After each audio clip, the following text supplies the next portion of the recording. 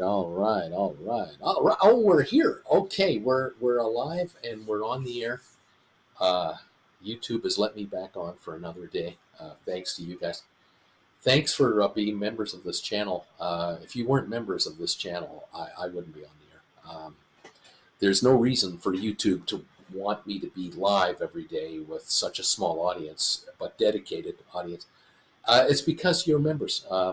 You're members of the channel, and you fund me by doing it, and you also fund them to carry me, and I appreciate it. Thank you very much, and congratulations. The majority of the viewers of this channel, and I mean 99% of you, because I know most of you, almost all of you, the reason that you're here is because you've become very interested in becoming an option writer. You already are an option writer, have been for a while. You've realized since mid 2021, by about May, June of 2021, when all the hype and all the drama had happened on GameStop from the summer of 2020 to about April 21, May 21, you realize with all that drama that took place, the highs, the lows, the everything else, that the way forward for those of you who are here was to bring money into your account by holding stock. If that's what you're going to do, you're going to make shares pay you rent to be in your account. And you figured this out. You kind of went, oh my God, I can write stock options on my stocks and get this cash to hold this stuff, rather than be a sap and try to buy low and sell high, because I never know where the low is, and I never know where the high is, because Wall Street never tells me to sell at the high. They always tell me to buy at the high. They never tell me to sell at the high. I never get the word from these experts. All these so-called phenomenal Wall Street hedge fund and investment fund and advisors and all those people that publish all of those reports, all of those research reports, and they give you target pricing for a stock, and they give you buy, hold, buy recommendations, hold recommendations, sell, not even sell recommendations. They don't give sell recommendations. They have hold, and they have outperform and underperform and all these fancy words. They never tell me when a stock reaches a certain ridiculous level, like markets did in 2021. In October 2021, we're hitting new highs every single day. Nobody on Wall Street said, time to go into cash. Time to sell all the stocks you have, go into cash, and sit tight with a bunch of dough. Maybe put together some selling programs. Maybe put together some credit spread trades. Maybe you should do some option writing to protect your investments. Your shares are at all-time highs. Maybe you should write some call options now at out-of-the-money prices, out-of-the-money strikes. Go forward 2 or 3 months and take in these ridiculous, obscene monies from gamblers that are just everywhere, because everyone thinks the market's going to hit new highs every day forever, and you should take their money right now and lock in massive cash injections into your account. No one told you to do that. No, nobody. Well, I did. I did. But I'm not a Wall Street guy. I'm not employed by a Wall Street firm. I'm not a paid analyst for Goldman Sachs or J.P. Morgan or anybody else. I'm just a guy with very little hair, admittedly, a face for radio, in front of a computer that travels from time to time with this Jennifer Aniston lookalike wife and tries to tell you, hey, sometimes there are times where you just don't want to be into certain stocks, or maybe you don't want to be in markets that are overvalued, or maybe there's another way to take cash off the table that's being handed out by foolish people that have they're following the advice of other people, and they're just pouring money into all-time high record market prices. Maybe you should take some of that cash. It might be better off in your account than in some hedge fund somewhere. And then there are others who produce documents and opinions on what they think is going on. The best thing about Canada and America, and generally freedom-loving countries around the world, is you're allowed to voice your opinion, more or less. More or less, depends on the topic, I suppose. And you can tell the world what you think and what you think's going on. And today is no exception. Today is no exception. I've already made my thoughts known on something that was published today on my Gold Bagel member show that comes on every morning here at 8 o'clock Eastern, 7:45 Eastern. Gold Bagel members already know my opinion on a certain article that was released today, and they're talking about it. They're talking about it to each other, and they're reacting to it. If you're not a Gold Bagel member, I sure wish you'd become one, because it would just keep this game going here, allow me to be the freedom-loving guy that I think I am, and give you my opinion on whatever. But in a nutshell, without hiding it from you too much, there's stuff going on, and I want to show you some stuff now. Just you got to bear with me because I'm always working on the fly here. This is not simple. Being a YouTuber, being a content creator that I am, it's not easy because we get attacked all the time by the so-called highfalutin media out there that hires guys to hire write an article, and then they get paid by the word. They deliver a 5,000 word something, and they get paid 5, 10, 15 grand in cash to do something. And then these people take the article and then they basically edit it and then publish maybe 1,000 of the words or something. I don't know. Here we go. I've got something just loading up right now. I'm going to show you that I kind of talked about this morning. I sort of voiced my my thoughts on something I read today. Now, any of you can read these words that I'm about to express to you. So this is not like some top secret document that you're not available. It's not available to you or anything like that. But I was just curious about something, and I was just doing some research as quick as I could because I only had a few minutes.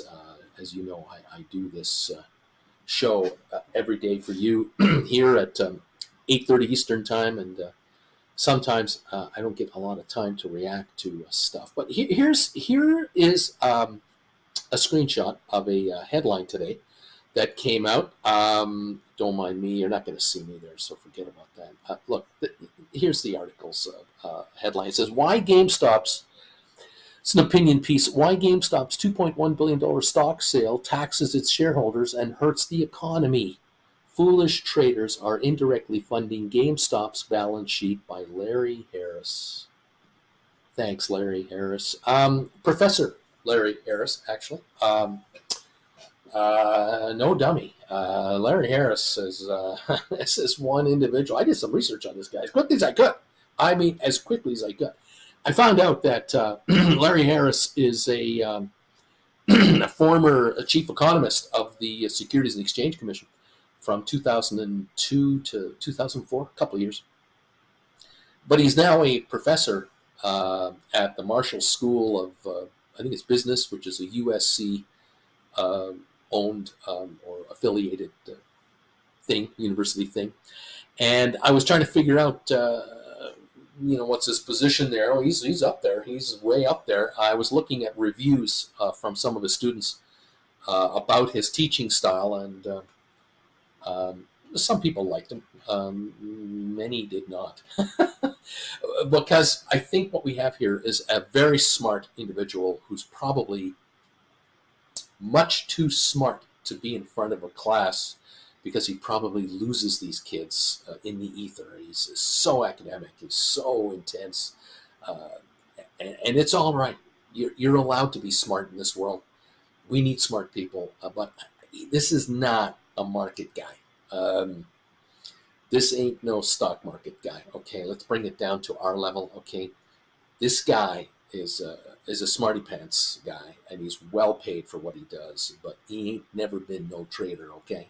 Just sort of kind of get us down here where we are, okay? He ain't no and never been no trader in the past, okay? Hasn't got a clue, probably doesn't have a clue in practical terms how to make money in the markets. Doesn't know anything about the 90-10 rule. He doesn't know about stink bids and stink offers. He can't. He couldn't possibly. He'll understand it. He'll comprehend it, but he's never implemented it. I doubt. I'm sure he's a nice guy. I don't have, nothing personal. It's just my opinion. He has his opinion. I got my opinion. Now, his opinion, he's paid for. It's been paid for by MarketWatch, which is owned by the Wall Street Journal. And the Wall Street Journal is a very right-wing leaning entity that loves Trump, hates Biden, and run by and well embedded in Wall Street, seriously embedded in Wall Street. Wall Street Journal is the one of the places you go if you're a follower of the markets in New York. You head there, and okay. Again, nothing personal. It's all right. Hey, I know for a fact, and you probably are aware, there are no left-leaning financial publications out there that anyone wants to read. Because left-leaning publications would talk more about the rights of shareholders and the rights of employees and the rights of investors, like the right to know if there's a short position on your stock, who is short, how much, when, and what price. That's left-leaning. We can't have that in a free, fair investment community. We have to have that kind of information suppressed from the public to protect the public from themselves. After all, the professionals run this thing, and we have to let the professionals run the markets and self-regulate themselves. Just like in 2007, 8, and 9, when the entire world economy imploded because of the financial crisis. But that was a one-off. It's never going to happen again. So let's just get back to it. If you're a student at the USC, and you want to go to the Marshall School of Business, I was wondering how much would it cost to be a student there. Now I think I've got that here. Let me just, here we go. The tuition to be a student at the Marshall School of Business, the MBA program. They say it's $72,000 a year. Total cost of the MBA program is $109,000 for the first year and $95,000 for the second year. This includes budgeted living expenses. Again, I don't know if this includes on-campus housing and food and whatever. You can add to that level, certainly. Bottom line is this: you want to get into the MBA program, you're going to cough up a lot of money.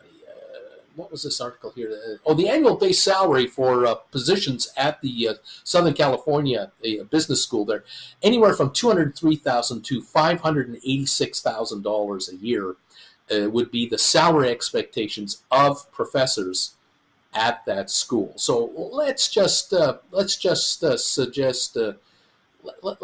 surmise that this individual is at the top of the ladder over there, and this is a $500,000 plus a year person, $10,000 a week to be a prof, plus benefits on top of that, lots and lots, and it's a tenured position, lifetime. So good until he's 70, 75 or whatever. So it's a good gig, but he was paid also by our friends at MarketWatch for his article. What did I pick off here? Here he is. He's a professor of finance and business economics at the University of Southern California. He was a chief economist of the Securities and Exchange Commission between 2004 and 2005. I copied this off from the bottom of the article that had been quoted. And here's a quote from the bottom of his article, near the end of it.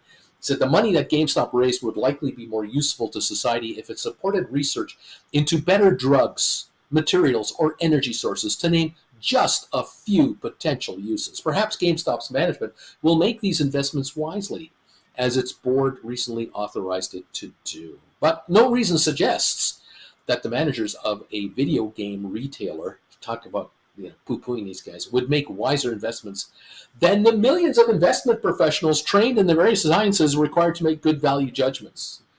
In other words, these guys aren't even as good as the millions of others out there already. Foolish traders are indirectly funding GameStop's balance sheet through an extraordinary capital allocation system.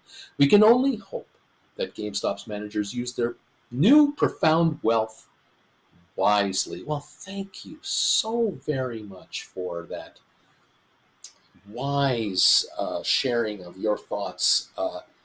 Thank you for calling GameStop shareholders fools. Thank you for calling GameStop investors who buy and sell this stock foolish. I'll use the term dumb money part two. We know this game, all right? Thanks. Thank you for mentioning in your opinion that the current management of GameStop, which is simply a retailer type company in a failing business, have no business running $4 billion of cash. Thanks, pal. Thank you for your thoughts. Good luck to you in your academic career as you play it out. God bless you for all you've done for the country, all you've done for your students, and all you've done for investors around the world. Now, the rest of us here in the outside, where we pay bills from, making money this month, those of us on the outside here who don't make $10,000 a week plus benefits, we don't make $10,000 a month plus benefits. I mean, I'm talking to people here on this channel who are working their heinies off and have been for decades and will never, ever enjoy the lifestyle that this individual has enjoyed for decades and for the rest of his life. The rest of us who are, slaving it out and trying to find a way to survive, we have a different reality. The reality we have is we're trying to find investments where we can make money by either buying low, selling high, or selling high and buying low. But in reality, on this channel, what do we do here? We write options. And we write options on stock that has volatility. We write options on stocks that go up and go down and sometimes stay flat. And we try to bring money in on stocks we hold because we like to charge rent to stocks that we hold. And a number of us here, again, and I'm speaking on behalf of my viewers, not on behalf of myself. As you know, I am a YouTube creator. It's all I am. An outsider looks at me and goes, "He's just a talking face on YouTube. He's a nothing burger." I'm just a guy who has a YouTube channel that shares his thoughts and attempts to mention to his viewers, you might consider this or this or this or this or this. And oh, by the way, I have classes that you can go and check out on my website. And they're $150 each. There's 17 of them. And I can tell you right now, you could probably watch them one a week without even stressing yourself. You could probably watch 2 a week. And within 8 or 9 weeks of your lifetime, you'll have watched all 17 of my classes. You will have spent, if you watch them all and pay $150 a class, you'll have dropped $2,500 of cash, or whatever that number is, $2,550 of your money to take all 17 classes. I mean, I'm talking about all 17, right?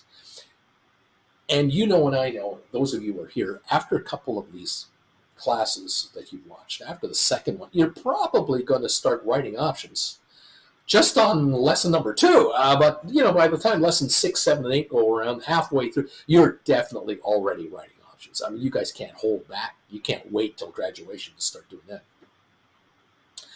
You will not be in the whole $200,000 or $300,000. You will not be borrowing money for a student loan program to do to take the class that I've taught. Now, am I offering you USC caliber lessons on how to write stock options. No, no, no, I'm not. I'm offering classes. I put classes out there that have been edited by my editor that are in plain English on how options work, what they are, where they came from, how they operate, when they die, how they die, how they go up, down, all that stuff, all the background stuff about options. And then I talk about how to write them and who writes them and why they go up when they go up, why they go down when they go down, what stock prices have to do with option value and depreciation and expiries and premiums and in the money, out of the money, all that stuff. That's the first 2 lessons, okay? That's 4 hours of your time. You cannot be in the hole $200,000 with me at any time taking my classes. That's a fact, okay? So it won't take you 2 years either to do it. That's another fact.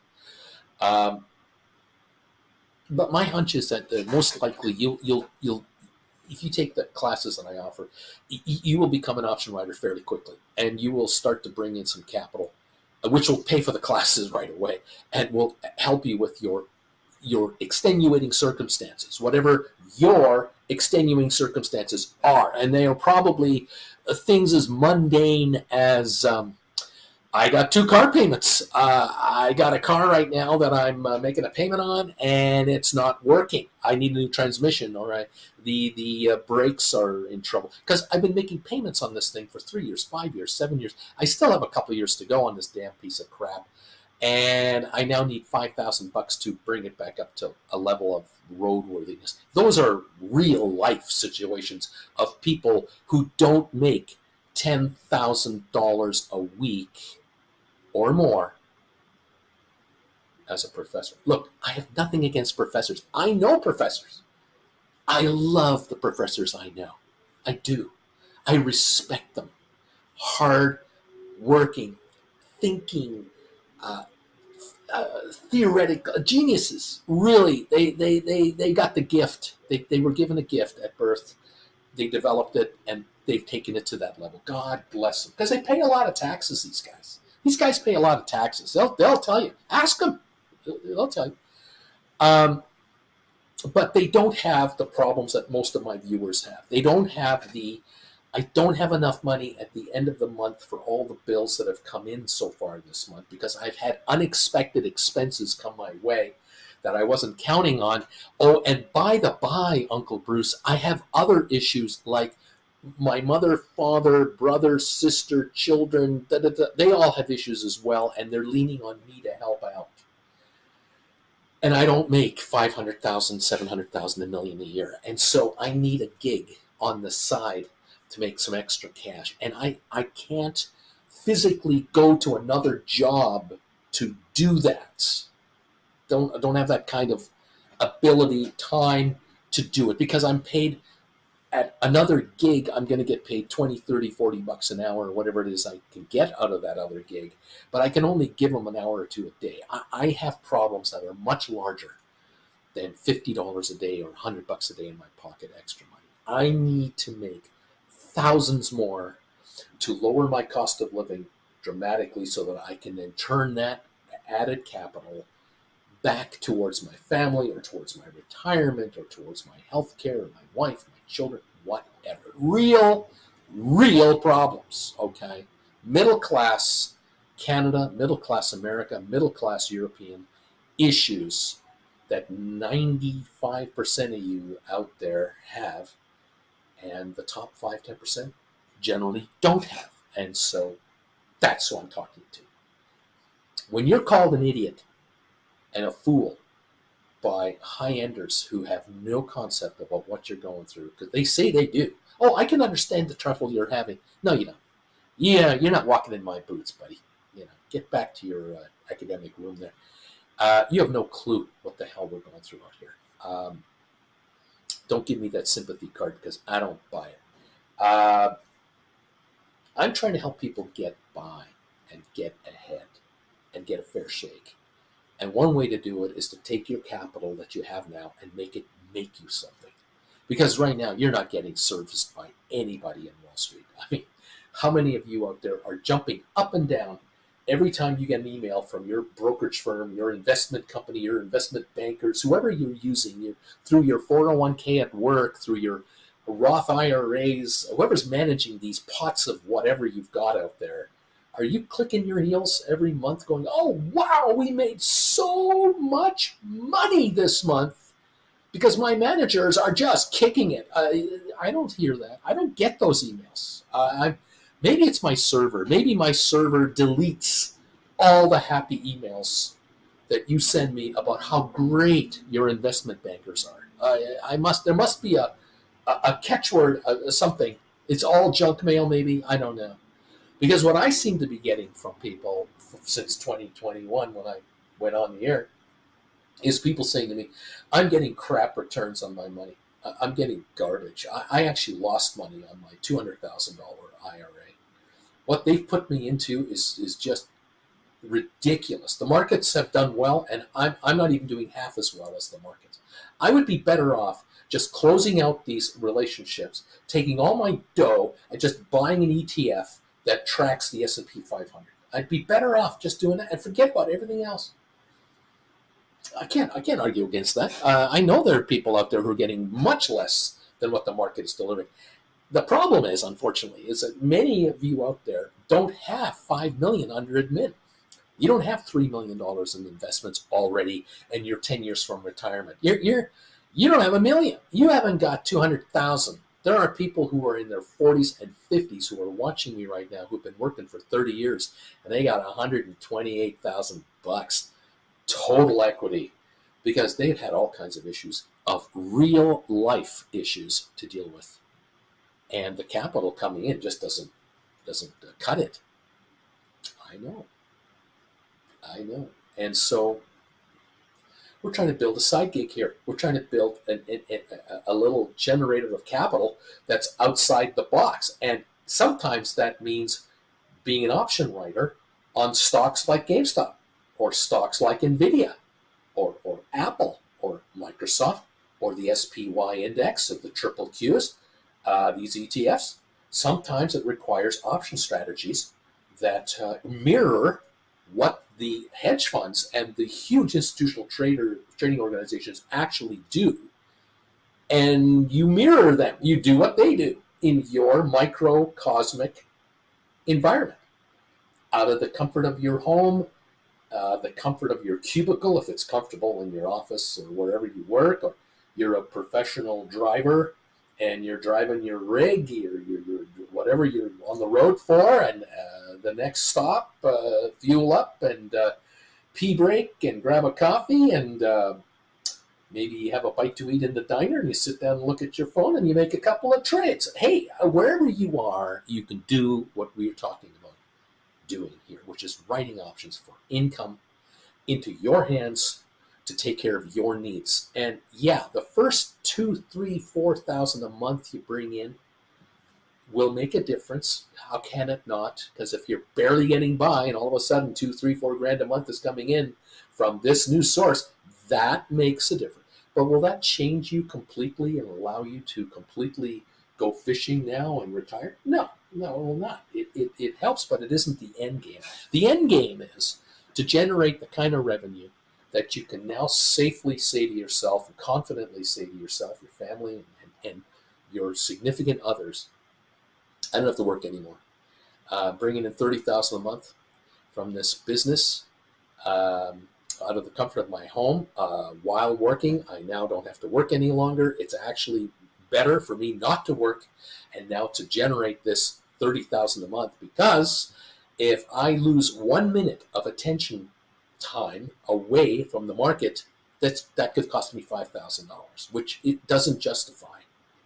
Having a day job that could cost me that kind of money. My day job might cost me $5,000 or $10,000 or $15,000 in lost trading opportunities. I can't afford to work any longer for that kind of money. Whatever they are paying me at the function, whatever it is I'm working, I'm not making $10,000 a week. I'm not even making $10,000 a month. I can't afford that job anymore. If you're a professor at the USC Business School, Marshall Business School, School of Business, and you're getting $500,000 a year plus benefits, and your total is $700,000, and you're getting a massive amount of money into your retirement plan, and you got a health plan for you and your family, and you got a housing allowance, and, well, you can afford to be the prof and stay a prof and make an opinion once in a while. And you got to feel good, because, I mean, after all, if your opinion is being bought from you, someone is paying you money for your opinion up front. I'll pay you $1 a word, $5 a word, I'll pay you $5,000 to write an article about this company. Hey, yeah, how can you not feel good about yourself? You got to be thinking you're doing it right.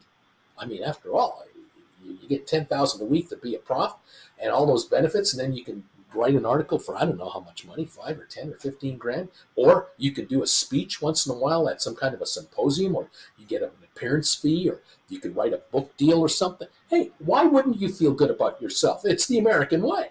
And there's nothing wrong with this. There really isn't. The problem, what the issue is, that these individuals at these high-end levels do not understand where the investors are, where the retail investor. We're down here. That's where the millions of us are. Millions, hundreds of millions. And we're going through problems on a minute-to-minute basis that people up here have no concept of what that's like. The pressure of that, they have no idea. Certainly. They might understand the concept that, oh, you need a car payment and you need to make your mortgage payment, and oh, your air conditioning unit conked out on your house, and that's going to cost $7,000 to repair. They can understand that, but they can also write the check to get it fixed. In your world, it's a whole different ballgame. This is survival for you and your family to get by on. They'll never get that, and they can't. It's not their fault, really. They do well. They do very well, and they're paid for what they do. And in this world that we are in, the way this world sets up, academics who understand how to monetize their academia can do extremely well, where, unfortunately, the masses who are down here grind out a living every day, every week, every month for just enough money to get by, because we have convinced ourselves, believe it or not, we're not worth that kind of money. We're not worth $10,000 a week. We've convinced ourselves that through our friends, relatives, co-workers, best friends, you're lucky to get $6,000 a month, $8,000 a month. You're at the top of your scale. And we buy into that. And unfortunately, too many really talented people buy into the notion that they're only worth this much money when they're actually worth that much money. And they're never going to know unless they find a guy like me. What are the odds? There's 362 people here right now that are listening to this old man speak. There aren't 36,200. There aren't 362,000 people here. There aren't 3.6 million people here figuring out, oh my God, I'm underpaid for what I'm about. No, there's 362 of you, which means you're a 0.0000000001 of the workforce out there. And the hope I have is that I can help you maximize what you're worth for what it is you do. And one of the ways to do it, a way to do this, is maybe becoming an option writer. And so what are the odds of all of you who are here having found the answer and an answer to an economic nightmare? It's unbelievable. The odds against you have been massive. How in God's green earth you found me is unbelievable. It's just insane. I marvel at it. I just marvel at it, because I don't get picked up by the National Wall Street Journal or anything like that. Never going to happen. No, this is just an old fart in front of a computer talking his mind. And the academics out there are going, oh, he uses words that are in the wrong order. He has pronoun trouble. Fair enough. I'm not an academic. I'm just a guy trying to help you find a way to make a buck from this market that is stacked against you, that is supposedly open and fair, but is closed door. And I'm trying to help you find your pound of flesh to extract it in any way you can. And the good news is, a lot of you folks are what's the word I'm looking for? You're not academics. You're smart. You're street smart. That's the word I'm looking for. You're street smart. You can survive a 35 to 40 hour a week job where the conditions are garbage. Management lies to you all the time. They mislead you. They stab you in the back when you're supposed to get bonuses or you're supposed to get promos. They work against you behind your back. You are electing people. You are electing people wherever you live, who, when they become the powerful that you've made them, now work against you without admitting it. But they smile at you while they stab you in the back. This is the group that I talk to. I talk to people who survive on the streets. You're surviving on the streets of the middle class. And I can tell you that the middle class lifestyle in North America and Europe, where some will say to you, you're the luckiest generation ever to walk the face of the earth. I say to you, you are the craftiest, hardest working, most observant, and willing to take a chance on yourself people there are. And I commend you for it. I really do. You're not going to get help from your politicians. You're not going to get help from academics out there. All that's going to be done to you is you're going to be called an idiot, dumb money, fools for doing what you're doing. That's it. You're not getting any assistance to join the upper middle class where these guys are hanging out. Because where they are, they don't want you around because it's getting crowded. If too many of you are successful, you're going to be at the same country club they are. You're going to want to play golf at the highfalutin golf course. You're going to want to play tennis at the nice tennis club. You're going to want to vacation in various areas of the world where these folks are vacationing, and they don't want to hang out with the common man. They don't want to hang out with regular people. They want to hang out with like-minded academia and very well-to-do people born into wealth and royalty and whatever else, and politicians who've become powerful and celebrities and so on. I find it interesting when and really refreshing when I will see an interview of someone who's become famous that was once an average person, and they became famous very quickly. It might be a television personality, a movie star, a singer, a performer of some kind. Someone that was an average schmuck that used to play guitar and sing a song in dive bars, and somehow they lucked out with a recording contract that was paying them nothing, but they wrote a song, sang a song, and it became a hit, and now they are wealthy and famous. And these people, deep down inside, are still the same from where they came from. Deep down inside, they're still the same. I love people like that. I love the average individual that becomes successful. That is my favorite kind of person. I pity, in some cases, the very, very wealthy children of wealthy people who, without any of their own gumption, are wealthy because they just inherited it. I pity these people because they don't know what it's like on the street, because they were protected and sheltered from you, the middle class and below. They were sheltered from you. They're never going to hang out with you down there. And I pity those folks, so they don't know what the real world is like. But I respect very much people who are self-made. If you're a self-made person and you go from abject poverty or middle class survival to an upper middle class or higher lifestyle, I am so thrilled with that kind of success story. It just turns me on to no end. But when I read articles and I see publications promoted by the mainstream powerful media, the ones that really push the narrative, and they call my viewers idiots, I take it personally, and I get upset, and I don't like it, and I will call a spade right freaking now. And I say to the folks at GameStop, the management of GameStop, I congratulate them. I think Ryan Cohen and the board of directors of GameStop did exactly what they were supposed to do. You're running a public corporation that's sitting at $9.95 to $10 a share, and you were at $22 a share 6 months ago. And the world so-called media, the so-called legitimate media of the world, and all the shills that they have are calling you losers, blockbuster wannabes. You're going down, baby. You're going down. You're sitting on $1 billion in cash. You're cutting costs left, right, and center, offloading underperforming stores, doing exactly what management of a retail entity is supposed to do. You're doing it all right, and they're lambasting you and calling you morons, and it's ridiculous. And your stock, for whatever reason, it doesn't matter what the reason is, starts trading heavily and starts moving and goes up in value and starts trading in this $18 to $20 neighborhood.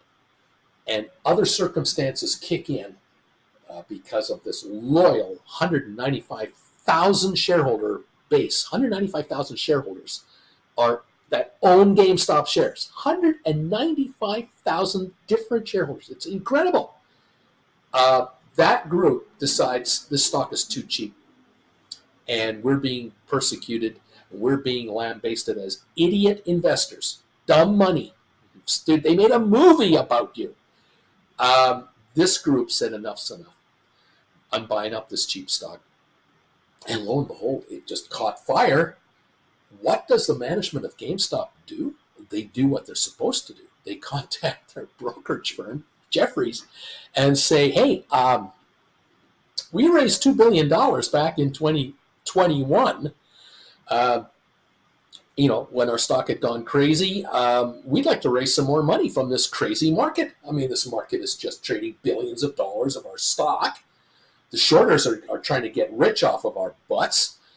Maybe we could pick a pound of flesh out of these guys. We'll take a pound out of these guys. And the broker wisely said, yeah, we'll help you sell some shares. And $933 million was raised in 3 days. It's exactly what management is supposed to do. Now they went from $1 billion in cash to about $2 billion in cash. And then, lo and behold, a week later, they did it again. Within a week or two, they decided, let's raise some more money and take advantage of this market. And they raised another $2 billion. $4.2 billion in the bank for a company with no debt that was made $17 million last year after all the pluses and minuses were taken out. They've reduced their overheads dramatically by $50 million a quarter. They've closed underperforming stores and get no credit from anyone. They get absolutely no credit from anyone. The CEO works for nothing, unlike the professor who gets $10,000 a week plus. The CEO works for free. Chairman of the board works for free. He only owns stock in the company. He doesn't get a salary. He doesn't get perks. He eliminated all those perks. All the senior VPs that used to get all these perks, they're all gone. And they all get much lower salaries than the predecessors because this company wasn't a money-making company. So he cleaned house. No credit. None whatsoever. Absolutely none. Nothing but constant criticism, constant baiting, constant reminder you're just a failed business group in a failed business environment, and you're never going to make it. That's all they're getting. And I say, you guys are doing it right. You guys took $4.2 billion off the market, and it's in your bank account, and you're generating now $4 million a week in interest. I think it is $4 million a week. $4 million a week in interest is coming in to GameStop now. A week. It's pretty smart. It's much smarter than a prof at a business school where your students are, I don't know how many hundreds of thousands in debt they are when they graduate. I have no idea. It's got to be ridiculous. What can I say? Look, if you take some classes from this professor, from this schmuck, you take some classes from me, you might learn how to write some options. And I don't know how many times people have said it on this show. Thank you, Uncle Bruce. I just wrote 10 calls on GameStop, and they gave me $7 a share in premiums. I just hauled in $7,000 in cash by writing 10 call options on my stock or on my deep in the money shares, deep in the money contracts that I have. I wrote poor man covered calls. And then a week later, hey, Uncle Bru, you remember me? You might recall, I wrote 10 calls and hauled in $7,000 in cash last week. I just bought those back for $1.80 and closed them out. And then, you know what I did? I wrote 10 new calls that brought me another $7,000. So I just added $5,200 to my account in the last 2 weeks because of your channel and because of your classes, and I thank you very much. Are these folks up to their neck in student debt from following my classes? No. Did they take all 17 classes, by the way? Probably not. Maybe they've taken 5 of them or 10 of them or 15 of them. I don't know. That's what we're doing here. We're just doing it on. This is the street, okay? This is Main Street.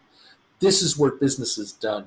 This is where trials and tribulations have to be overcome, like deceptive practices in the securities business by certain firms that get fined all the time by the SEC, which is essentially not all that effective for retail investors. When the SEC steps in to protect retail investors, they suck the life out of whatever investments the retail investors were into, and they crush them. And how many billions of hundreds of billions of dollars have been lost by innocent investors by the SEC's enforcement actions against the very investments that these people are into to protect them. We're protecting you. There is no open book available to investors to find out who is shorting GameStop or any other stock like AI and others. How many shares are they short? What did they short them at? When did they do it? Nothing. We are left to our own devices to try to figure it out like a mystery novel. We're trying to put together clues as to who did it. It's unbelievable. It is the most stacked game and rigged game out there, and it's all legal. It's because the lawmakers make it legal. And why do the lawmakers make it legal? Because the investment community in Wall Street that doesn't want to change a damn thing are bribing these guys through super PACs. Don't misinterpret my lingo. Bribing these guys with lovely jet rides, wonderful cocktail receptions, fantastic political meetings that are all staged in their home ridings. These people are funded to the nuts by these guys, and it's made plain to their advisors. The politicians' advisors know exactly what the game is, and that is play ball with these boys or they will fund someone else to take your position. And you won't be in that committee meeting anymore as a member of the banking committee or whatever these other committees are called. That is the game. Welcome to America. Welcome to Canada. Welcome to the rest of the planet. We know that here. We're not stupid. We're not dumb money. We're smart money. We're practical money.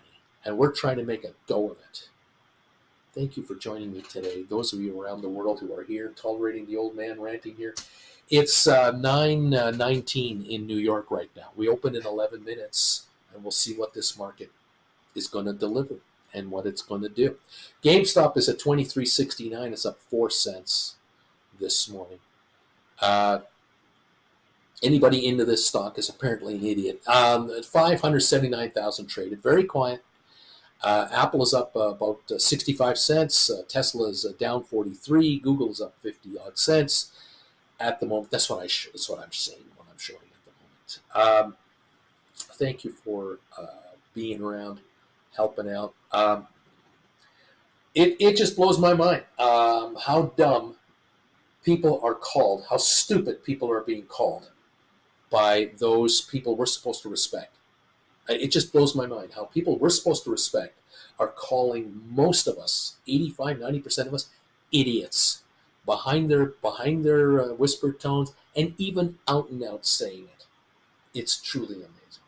The media of this of this world, the major media of this world, is calling the presidential election a neck and neck race right now. Do you think that the media of the world is going to change that narrative right up until election day? Why should they? Why should they mention to the public at large what the numbers are, whatever they are? Because right now it's good for business. If you're in the media business, this is the best year of 4 that you're going to have making money. You're selling ads to this campaign, all across America, from the mayor to the sheriff to the prosecutors to the council members to assembly members to congressmen, senators, presidential candidates. This advertising business for politicians to get reelected or elected for the first time is the cash cow of cash cows. And there ain't no dang way that the folks at Fox or CNBC or CNN or Bloomberg or anywhere are going to in any way indicate to you that the race is going one way or the other, because that will make you lethargic. They don't want that. They want your eyeballs focused on their cameras, on their personalities, their talking heads, the people that are supposedly the experts in the election business. They want you focused on them right up until election day because they want to sell you product. It's the clickbait. It's clickbait. That's all it is. I don't know which way the election's going to go. And the good news for those of you here, you don't have to care. You don't have to care, because the day after the election, stocks are going to go up, stocks are going to go down, they're going to stay flat, earnings reports keep coming out, and short positions will not be released to you as to who's doing what, where, and how, and why. And so the rigged game will continue well into the successive administrations down the road, no matter how far out you want to go. You have got to make your money off of this market yourself. And if I am able to help you, then I am beyond thrilled that I have helped you in some way get the hell out of the poorhouse and make something of it. But at the end of the day, I have 384 people watching me live right now. 2 weeks ago, when GameStop was running like crazy, there were 1,500 people here. Guess what is going on out there? People are desperate for a win. They're desperate for a hit. They're desperate for a strategy where they could buy something this morning and sell it this afternoon for a ton of money. And that's the bottom line. And there are 1,200 people, 1,100 people missing in action on this channel right now. And they're somewhere else, or they've given up, or they blew their wad 2 weeks ago on call options. They bought them, and it didn't happen, and they've been wiped out until they gather up another couple of $1,000 to get back in the game again. Because gamblers are always gamblers. Vegas has wiped out millions of people, hundreds of millions of people, of tons of cash. And they come back for more because they go get more cash. And they come back for more, and they come back for more. This game will never, ever stop. Your job is to be the casino to take these people's money. They're dumb enough to hand it out there. You've got to be smart enough to take it. No prof is going to tell you how smart you are because you're an option writer. Why? Because they don't understand what it is you do. They're not traders. When you're a prof getting $10,000 a week plus, why should you understand the options market? Why should you worry about depreciation on options? Why would you give a crap about any of it? As a matter of fact, why don't you write articles to tell the world at large what an idiot you are buying GameStop shares and what idiots run GameStop right now, because that $4 billion that's in that company's account could be used for the betterment of the world at large. Thank you so much for your kind, opinionated words regarding how dumb we are. I love you for it. Good luck in your teaching career, in your professorial career. I hope all your students become multimillionaires in their own right. And I hope they can pay off their student loans before they turn 50, because they're into the loans up to their necks. Welcome to the party, pal. Nice to have you here. Join us if you like. If you've got the guts, step up and take my classes. If you truly have the guts to make it. If you haven't got the guts to make it, get out of here. go somewhere else. Because I don't need losers. I need winners. My viewers that are here right now with the green type beside their name, they're winners. These folks are writing options. They're taking money off the street, baby, and they're saying, it's my turn. It's time for me to make some money. You haven't got the guts to do it yourself. Go and watch some other YouTuber that's going to fantasize about some pie in the sky, going to the moon, winning scenario. Good luck to you, pal. There's a ton of channels out there that will tell you how great things are going to be.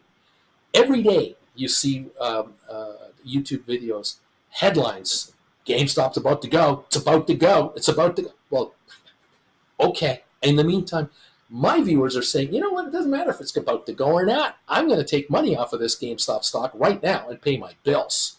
And that's what's going on around here. People here are paying their bills and building their retirement and saying goodbye to their bosses. Goodbye, manager.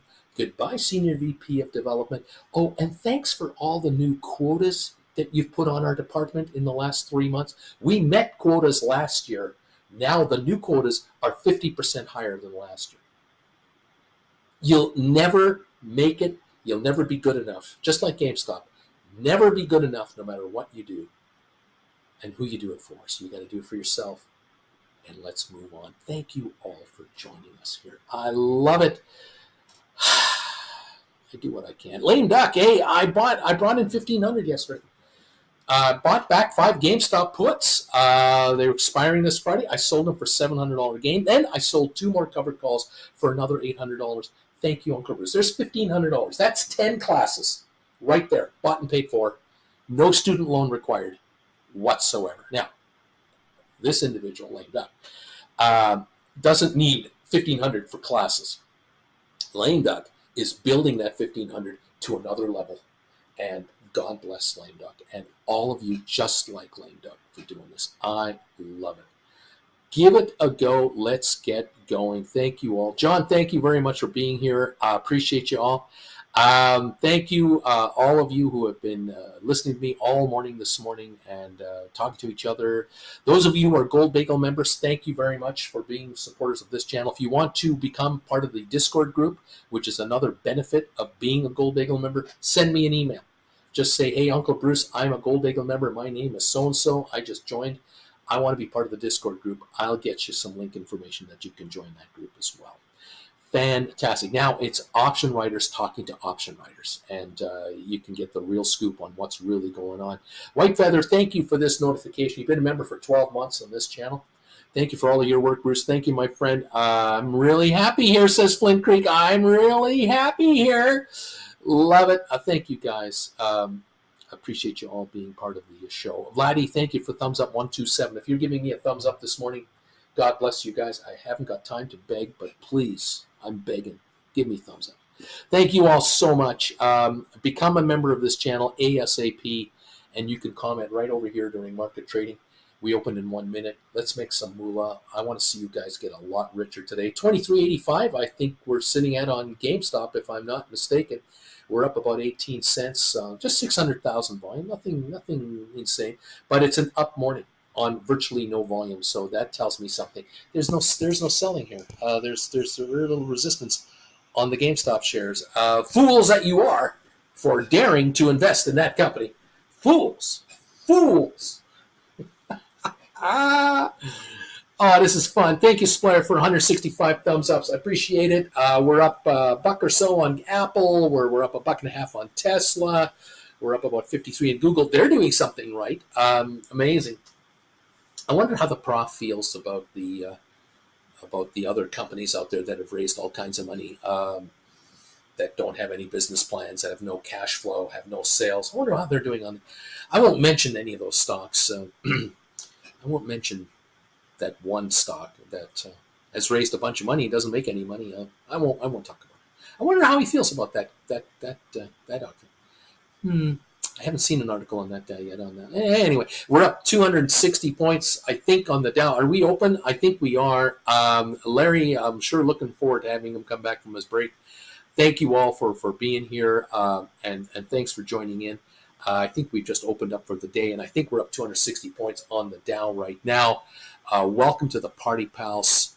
We're here for another fun day of trading. I don't know if this is true or not. I could be wrong. I might be off on my numbers. I am off, and I apologize. We're actually down 81 points. What I quoted you was last night's close, which could be tonight's close. The way this market goes, I don't know. We're down 55 now in the Dow. We're up 10 on S&P. We're up 90 on NASDAQ. We're down 23 cents on oil. All right. I'm so jacked up on my rant that, you know, got to calm down here and tell you what's going on in the market. Welcome all to the program. 406 of you are here. You're the real deal. You guys are here watching me now. You're the real deal. You're not being swayed by some professorial whatever, a paid shill. You're just going, screw these guys. I'm on the street, man. I know what's going on. I'm where the front lines are. These guys are in their world that just doesn't recognize our world. Couldn't survive an hour in the world we live in. I congratulate you, those of you who have the guts to be here. Well done, all of you. Thank you, Saeed. New member. I'm a new member of this channel. I'm joining in. Despite this old man's ranting and raving, I'm going to become a Chillin' with Uncle Bruce member. I thank you. Jesse James, I've been a member of this guy's channel. For 26 months, I have been a member of this man's channel. That's 2 months longer than a 2-year MBA program at a college. This is a Gold Bagel member. Thank you, Jesse, for being a Gold Bagel member for 2 months longer than over at that Marshall School of Business. Wow, you must be getting something out of this professor. You must be getting something good because you're still here. There are people here who've been here now for 3+ years. They won't leave. It's kind of like Kramer and Jerry. Jerry looks at Kramer and says, "Oh, someone's having Kramer says someone's having a bad day," and Seinfeld says, "Yeah, because of you." And then Kramer looks at him and says, in Jerry's kitchen, "Well, maybe one of us should just leave." And the two of them just stare at each other. Neither guy is leaving Jerry's apartment. I love that. No one's leaving this channel. I love you guys. Thank you so much. Brian, Uncle Bruce, I have $40 cash secured puts expiring this week on GameStop. Do you think I should just roll out a month and keep the strike, or should just hope to buy back to break even, write something closer to the money? You see, this is an interesting question because if Brian were to just buy back this put and then turn around and rewrite a new $40 cash secured put for, say, July, the third Friday of July, my hunch is Brian will get more money. Brian will pay this much for the put that he's buying back, again, stink bid, and then he'll write the new one for this much money. That's a credit right there that will go into Brian's account. In other words, Brian could be paid for time, to offer time to a gambler 1 month to the third Friday of July and be paid for it. And he's still obligated to buy these shares at $40 a share. Of course, Brian got compensated when he wrote this contract. He sold this contract originally for a set amount of money. And that's his money. Now, if he turns around and buys these puts back and sells another put for next month, he could bring in more money on top of the money he already has, which means that the cost to him for the shares, if he ends up having to buy them, gets even cheaper because time is his asset, not the buyer. He's the one winning on this trade. So Brian has this luxury of, well, what do you think I should do, Bruce? I can just let this expire and be exercised, and I'll just buy the stock for 40, less what they've already given me.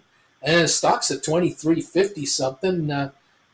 I'm now long the stock. I just write calls on it, and I can bring in $2, $3, $4, $5 a contract per share on that, lowering my costs even further. What should I do?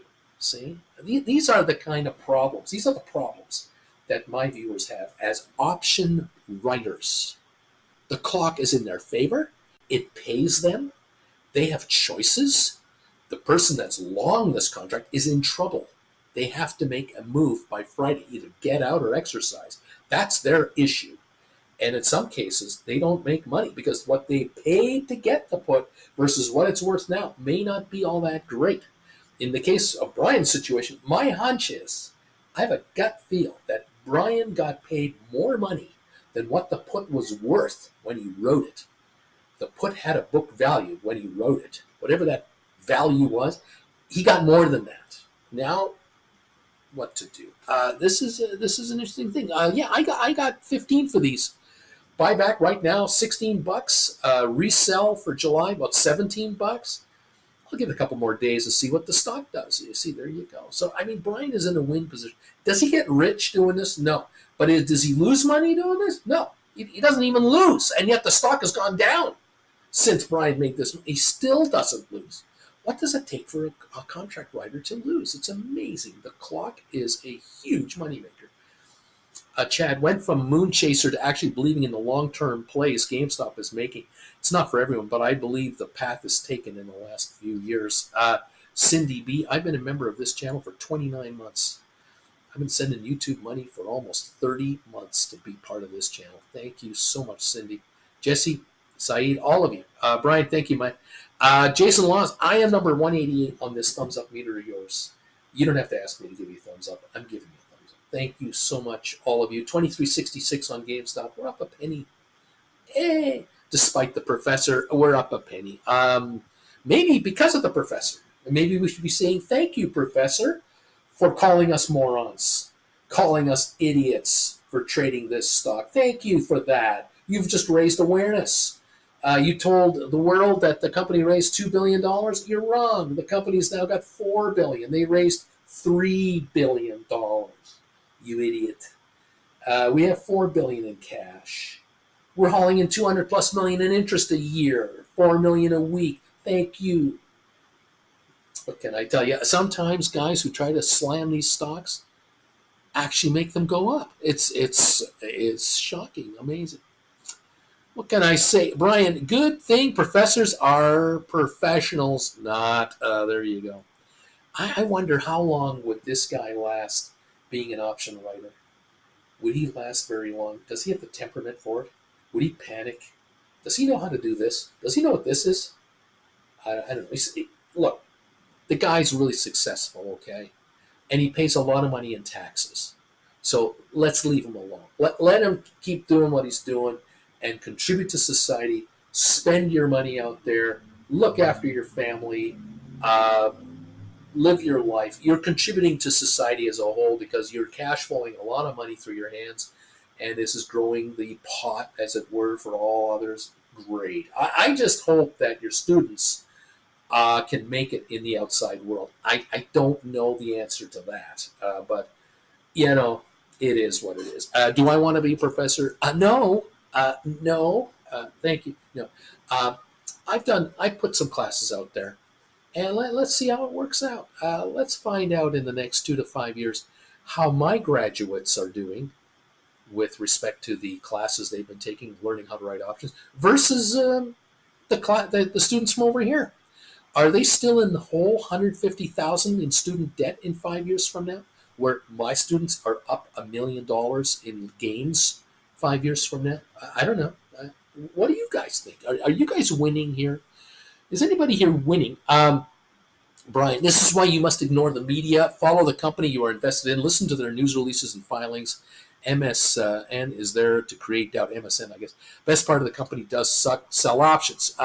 Brian, still making money off of this thing. Vilbus, I've got a $30 cash secured put on GameStop that expires on Friday. I'm hoping for a little run this week to hit the buyback. Even if I got exercised, I don't mind. I got paid $780 for this contract. So if Vilbus has to buy the stock at $30, take away $780 from the cost, $22.20 is the net price Vilbus will end up paying for his shares of GameStop.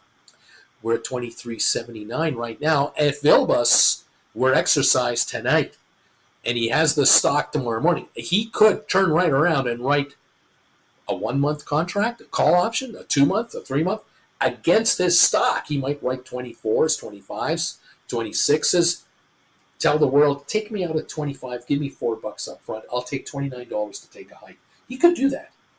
And is there something wrong with that? Buying at 22 whatever and getting out at 29, whatever. Is there something wrong with this trade?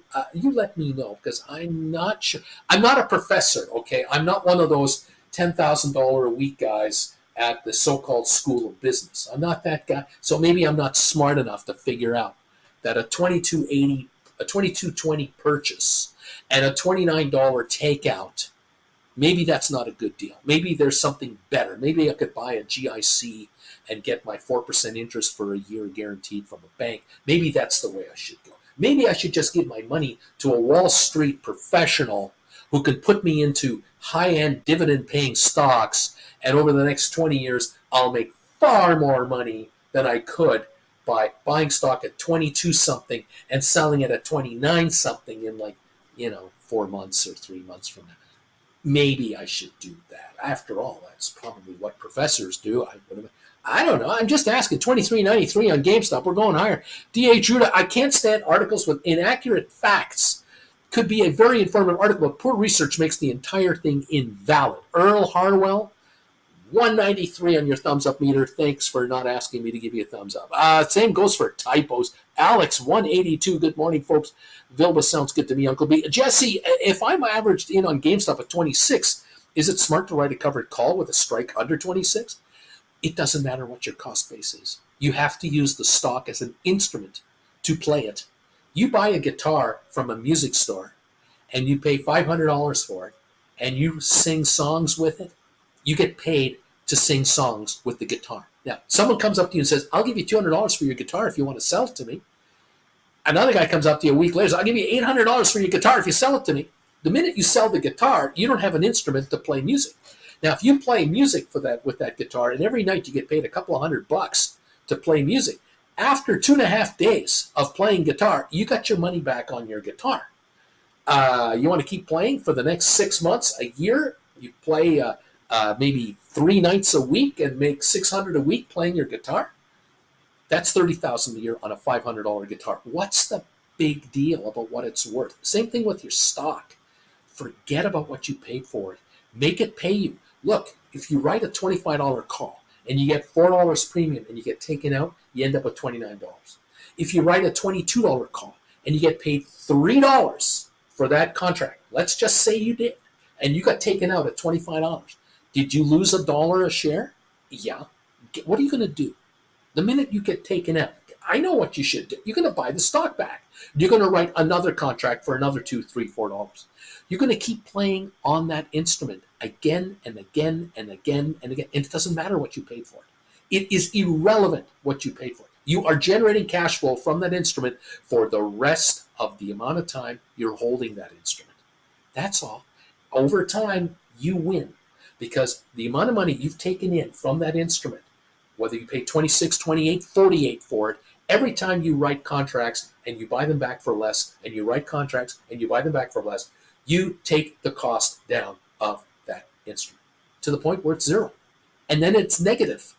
And it's all your direction. This is the name of this game. Brian Vilbus, I have 1,100 shares worth of cash security puts written expiring this week. I also thought of just getting assigned and write 11 covered calls. Please. I'm happy to write 11 covered calls on it. Mr. T, remember, I've been a member for 3 years, 8 days. Thank you, my friend. I really appreciate this. I don't know what this is. R4, I don't know who that is. Good morning, Alex and friends. Well, good morning. How you doing? Splair, I said no, because they need the gaming part to sell something that is always needed. Oh, I have a poll question going. Did you know that? Have you answered the poll question? Vilbus, Brian, exactly. Splair, GameStop is like selling herbs. Splair, occasionally some people don't need it, but there's always a buyer. Splair, probably not always worth it to go for 2 shops in one city, especially in the same district, but it's still a business that is worth it. There you go. There's fans of GameStop out there. There is a poll question out there waiting for you folks. Do you want to answer it? I was asking today a question for the poll, something along the lines of, let's take a look at this here. I'm just going to, there we go. I got my thing running. GameStop has $4.2 billion in cash. Should the company sell the retail stores and become an investment company? Is that what they should really do now that they've got $4 billion in cash? Should they just sell the retail division and get what they get for it and then become a holding company? 418 votes, 56% say, yeah, I think that's what they should do. Sell GameStop, and can they get $1 billion or $2 billion for it? If they piece it off into geographical components, and they have like a mother corporation, and then they sell off these districts, can they work a deal? Can it become a privately run corporation? Well, 56% now, 57%. Yeah, they should sell it and bring in $2-3 billion on top of the four. They got $6-7 billion cash. 44% say no, leave it the way it is. Well, it's like I said, I just needed to get your opinion on that. What did you think about that question? 210 thumbs ups have come in today. Thank you as well. Very much appreciated. Thank you all so much for being here. Welcome to the party, pals. Are any of you making money today? Wow, Brian, only 2 million on volume on GameStop. Yeah, 2.14, 2365, the high of the day, 2408 already. The low of 23.41, so we've only traded a 60-cent range, 67-cent range here on 2.3 million shares. Is the end of the world happening on GameStop? No, it's not. Is it down $5 right now? No. Is it going to $10 a share again? Is it going to go back to 10? I don't think so. 4.2 billion cash in hand. And what's it, 425 million shares outstanding? The stock's worth $10 a share cash.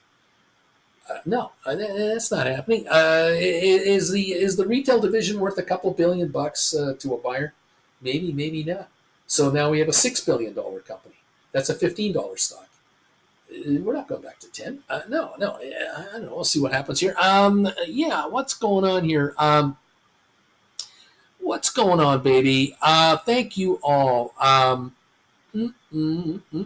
Brian says, I also like hearing myself say, I own 1,000 shares of GameStop. I like that. Splitter lately seems to be closing 50-50 with a poll question. Yeah, sometimes my poll questions go right down the line, don't they? It's amazing how that works. A Snowboarder for Life is saying, Brian, as long as you sell above your break even, you're making money.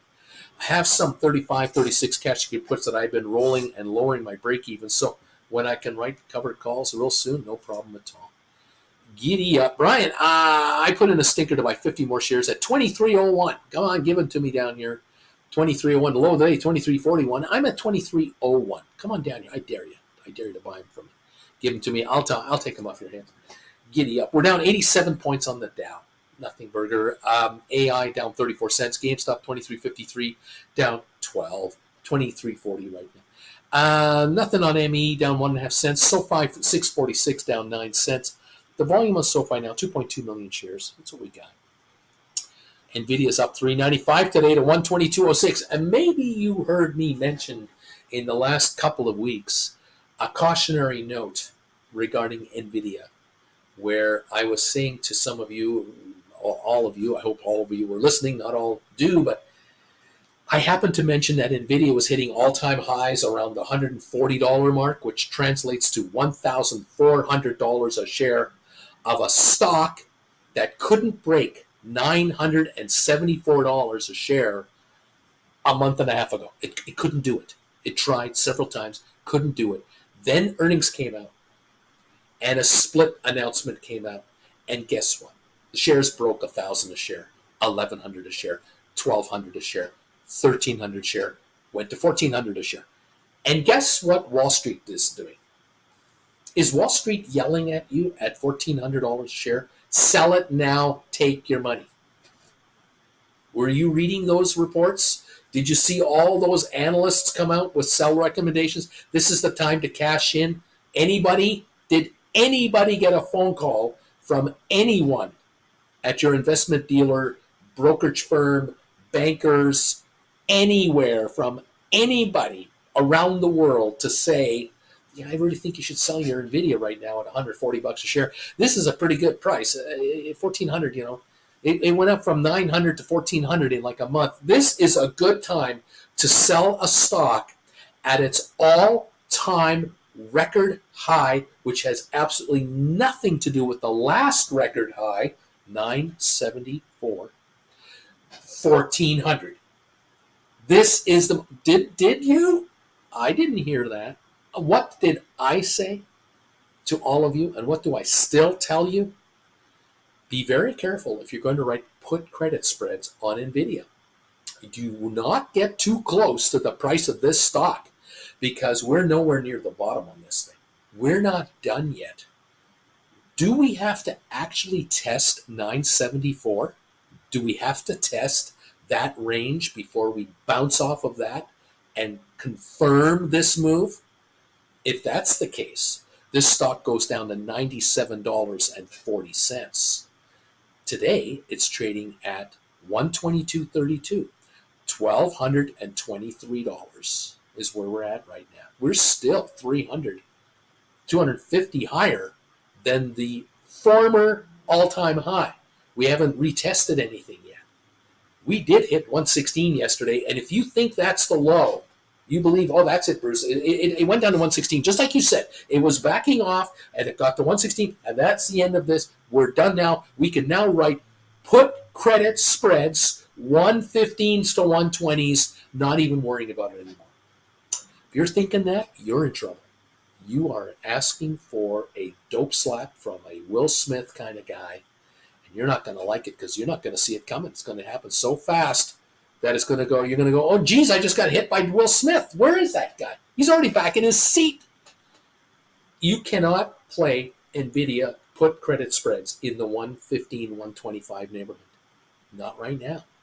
Now, you got to be down under 110. Really, around 100 might be the safe place. Now, some of you are going to go, Bruce, I can't make any money down there. I've looked at these option chains, like you said, and I want to do a $5 credit spread on NVIDIA, and all I can get is 20, 30 cent spreads. It's just not there. It might be, the issue might be that you're so close that you're thinking this Friday, next Friday expiry, and you're not going forward enough. Maybe that's the issue. Or the issue is you got to go $10 spreads. You now have to do $100 spreads on this thing to really make it pay, because it's split 10 for 1. Maybe you have to write 102s and 92s. Maybe you write 98s and 88s. You've got to go out there. You've got to go forward in time and take this premium. Remember, even if you write a credit spread, put credit spread on NVIDIA, that's 8 weeks out. You're not in it for 8 weeks. That's not the theory. That's not the objective. The objective is to take a premium off of the stock. For what capital you're putting up, you're looking for a serious premium on the way back, a credit.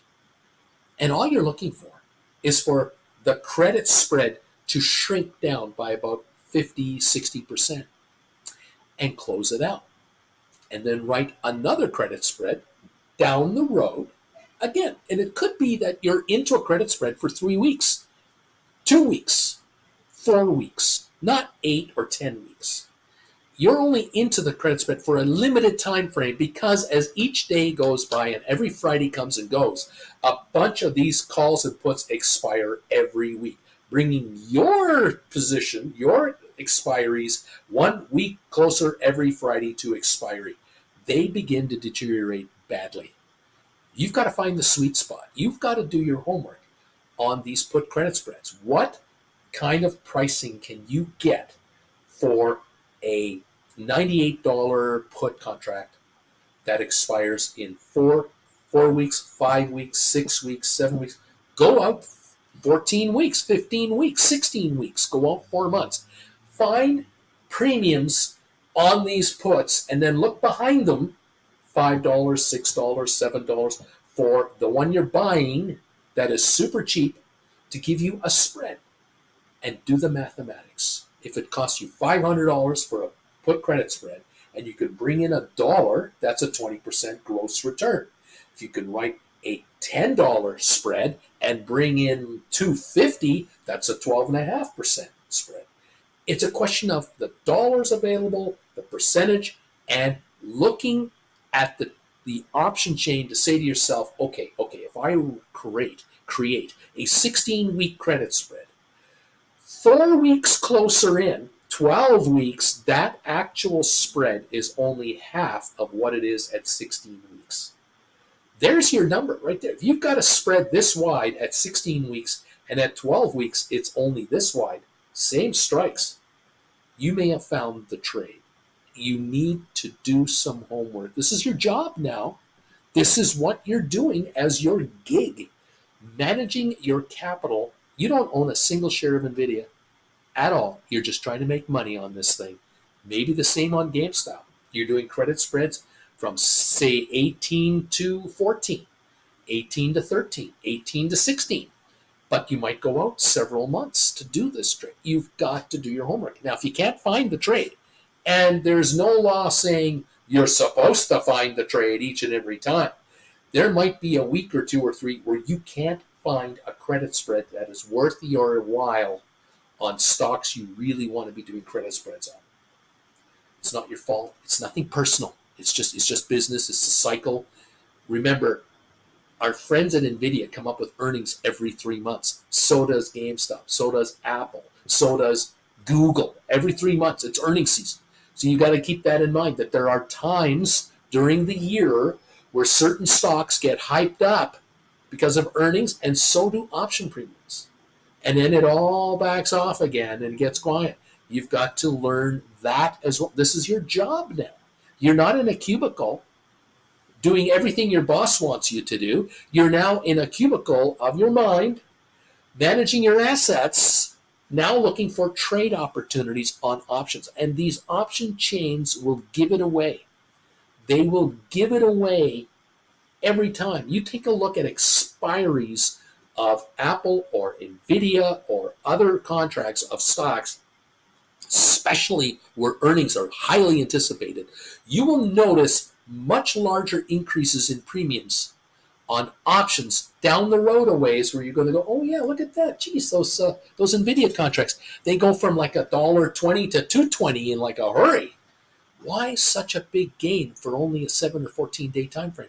You'll do the math and go, oh well, yeah, the last time the company released their earnings was on this day. 90 days later, they release new earnings, and that's why the volatility is there. That's what we're talking about. You have to study the option chains. They'll tell you.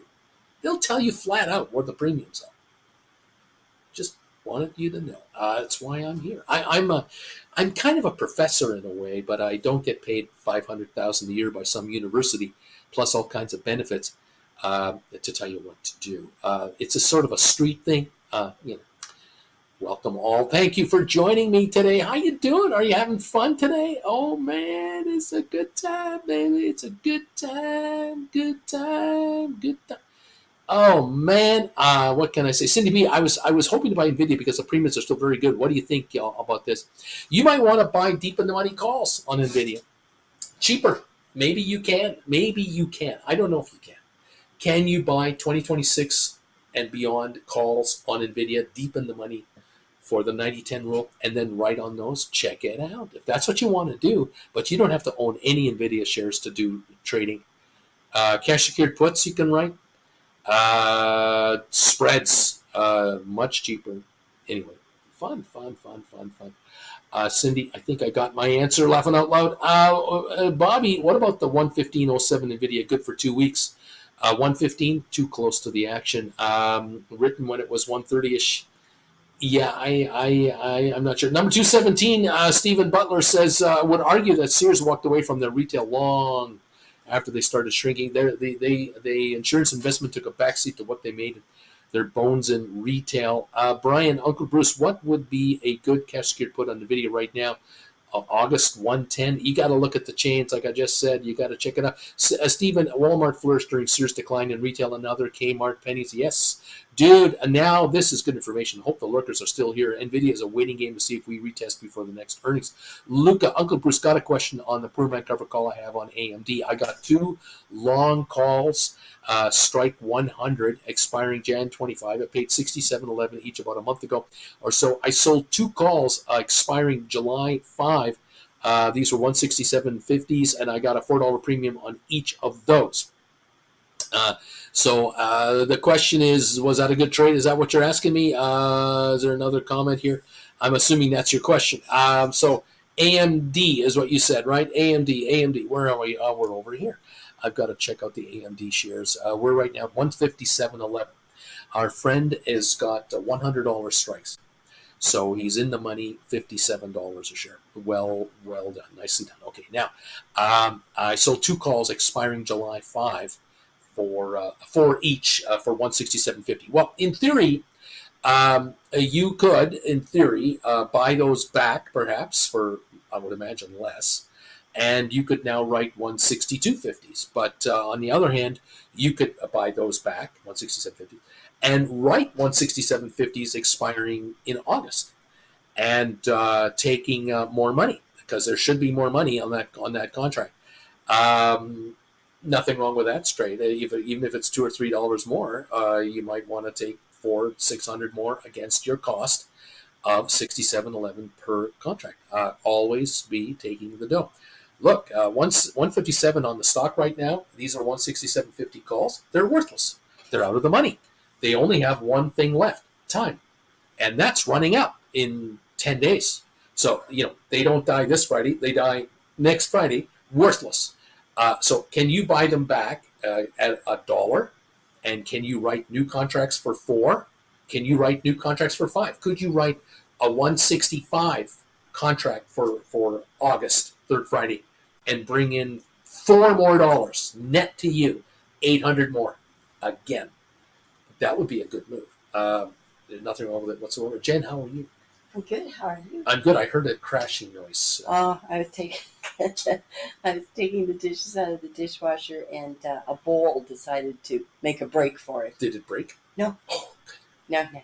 All is well. Yeah, it thought it could get away. Well, it was doing a Shawshank, but it couldn't make it. It couldn't get away. It's not going to go down a pipe and get out into the creek. You're not getting anywhere. It got all the way to the sink. And that was the end of that. That's right. Well, I did a rant today. Oh, jeez. Okay. Yeah, I did a rant today. What you doing now? Well, saw an article today. The article today basically called my followers idiots, fools, dumb money. Dumb money. I take offense to that. Yeah. I really do take offense to that. Was it talking specifically about options? No. No, not. That's the good news, actually.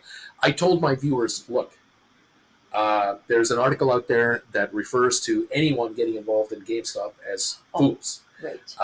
The company raised a bunch of dough, and that dough could have gone into research for much better things. The world would have been a better place if it didn't go to the idiots running this retail empire called GameStop. They only did that like a few weeks back. And like I said, I commented on who wrote the article, and then I did a little research on that and found out that it appears... Is it a self-serving article? It appears that this professor at a business school is generating some serious income from his university, tenured, and of course he got paid to write this article, which is a pure slap against anyone who likes in a way he has to. So tenure, you got to print. You got to publish. You got to be published. Publish or die. Publish or die. In any event, I took offense to the fact that I don't believe that my viewers and people who play the GameStop shares are idiots. I don't believe they're dumb money. The movie Dumb Money, if you've seen it, you might notice that most of those people who played the stuff were not dumb money at all. Yeah. They were called dumb money. They were professionals. They are still being poo-pooed on national media across American Canada. They're still being called dumb money. Was this man... Which is really offensive. Was this man calling out Roaring Kitty by name or anything like that? No. He called out the fact that the way this market is set up and the way these markets work nowadays, that it is set up in such a way that companies like GameStop can raise money that may not know what to do with this money, or may not be the best tutors and holders of this kind of cash. Because every other company on the stock market, so much wiser. And he said it that there could be millions of other people more qualified to handle Nobody this kind can of cash. stop you from being stupid. It's incredible. It is. It is just. Whether you're a person or a company. Yeah, I gotta say, I have a problem with a lot of what was said today in the article, and so I have the right to make my opinion known, which I do. This is my opinion, and live and die with it, you folks. I think my viewers are on the right side of this market and are geniuses for writing call options.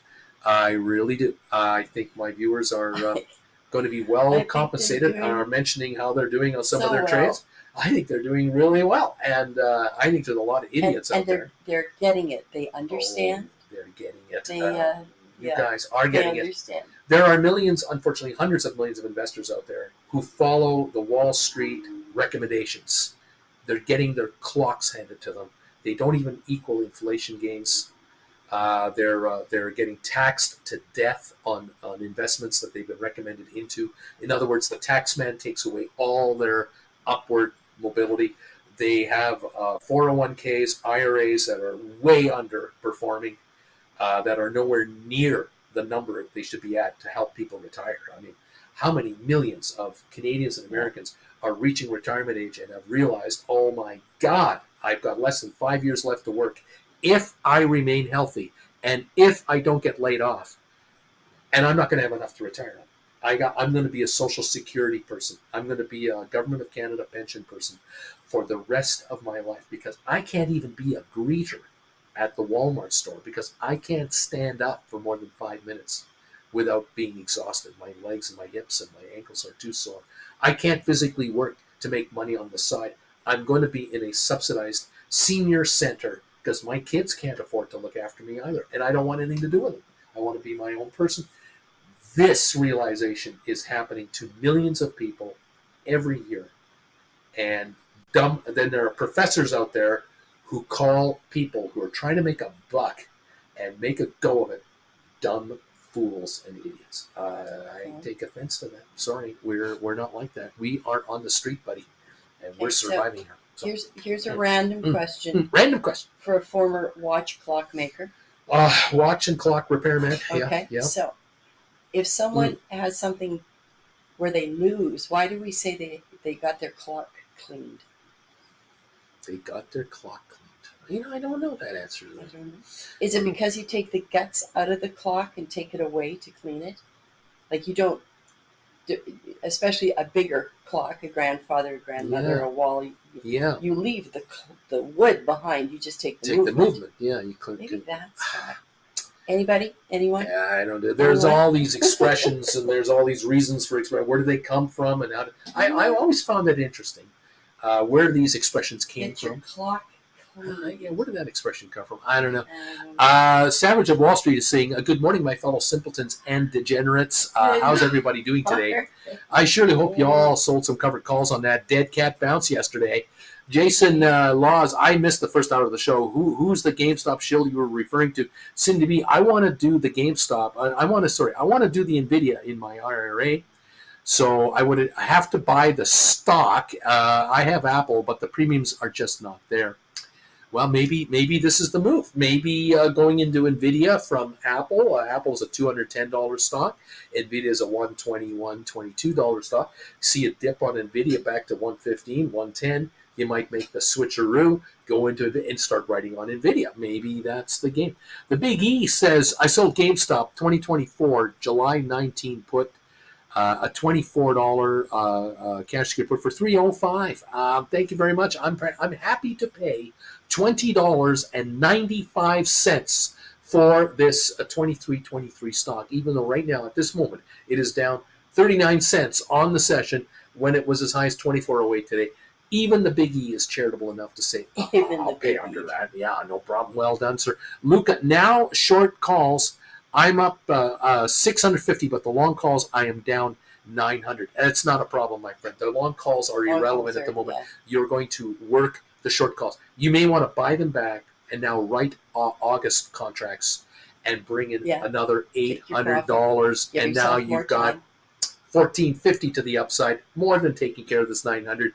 Don't worry about the 900. You are going to work this stock and these contracts. Right for premium, my friend, for premium. Dude, Cindy B, you can put in a stinker and try to buy some NVIDIA. I would look for us to weaken a bit more. What Bruce said earlier, do we test the previous high? What's going to happen? Dude, welcome, Savage. Richard Carlin, good morning. Anti-Gen. Morning, Richie. Luca, yeah, do that. August 165. Okay, I see what you're saying, Bruce. I'll write those 165 supporter. Good morning, Anti-Gen from Splair. Hello, Splair. Bobby Atkinson, looking like October roll range for NVIDIA, 103 to 88, $2 to $3 range at this point in time. Deep value, the options. Well done, Luca. Well done. Splair. Looks like one of the German's medical premium herb companies have a 17 million euro contract with Organigram. Again, if anyone's an expert in the herbal business in Europe, it is our friend Splair. Yeah. Splair is very aware of what's going on there. Brian, Anti-Gen, full of useful information. That's right, Brian. Do you know what today is, Brian? Brian, what's today? Besides the day that all the Oiler fans are a little weepy. They're crying. Today's June the 25th. Yeah. It's Michael Jackson's birthday. Really? Which means it's International Vitiligo Day. I thought it was White Glove Day. It's well, Moonwalk Day. He wore a white glove because he lost color in his hands. See what that is? Sundance. So to my one percenters, J-Boy, happy Vitiligo Day. Sundance. Good morning, Uncle Bruce. I got 5 cash secured puts on SoFi, $8.50 strike, dying this Friday, and get $2.19 premium for it. What do I do? Well, the stock at the moment is $6.50 a share ballpark. These are worth $2 each. That's their value. So if you do not buy back these puts and write new puts, same strike price, a month or 2 or 3 or 4 out, to get more money, you're going to acquire these shares, and then you decide whether you want to write calls on them or not. That is the issue. Eric is saying, Bruce, here's a $5 super chat for you. Eric McFarlane.